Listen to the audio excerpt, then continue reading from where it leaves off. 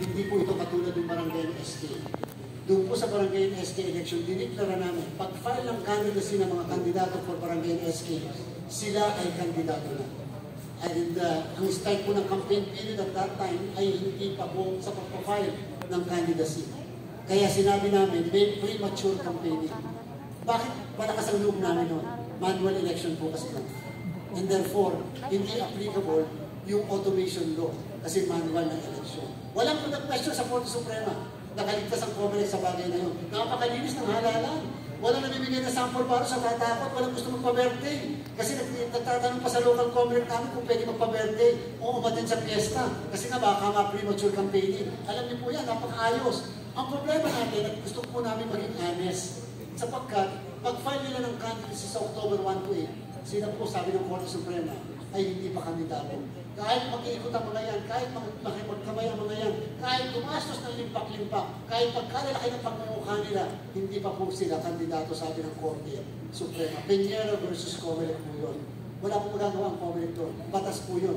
Hindi po namin pwedeng i-violate yung batas sa bagay na yan. So therefore, wala pa po pati kami kapangyarihan. Ang Maguinda ng masakyan nangyari November 2009. Nang panahon na yun, filing ng candidacy ng October, wala pa pong kapangyarihan ng COMELEC, wala pa kapangyarihan ng COMELEC ilagay ang kahit anong parte ng ating bansa under COMELEC control. Sapagkat magsisimula lang ang kapangyarihan ng COMELEC 120 days before the election, which is, yun ang start ng election period, which is January. Ganban, dyan pala magsisimula ang aming mga kapangyarihan. So, mula po October, November, December, early part ng January, wala po halos kapangyarihan ang commission ng election. Hindi pa po papasok yung omnibus election po na pinag-uusapan. Hindi po ba parang pagtinignan nyo, parang may mali. Nagpalang candidacy. Kung dahil hindi na namin papayagan yung palitan, kung may palitan, ibig sabihin, pwede pa lang siyang mapalitan.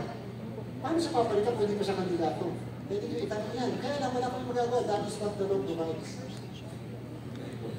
Meaning, nandun lang yung power ng COMELEC during the campaign. During the election period. Mas mahaba po election period. Ang election period, 120 araw bago mag-eleksyon at 30 araw pagkatapos ng eleksyon.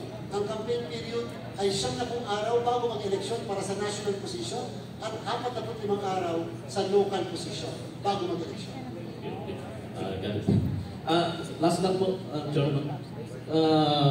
In the case of Mayor Go, in the case of that, may mga papers, documents na manipulated some things because may mga karoon issues sa iyang birth certificate.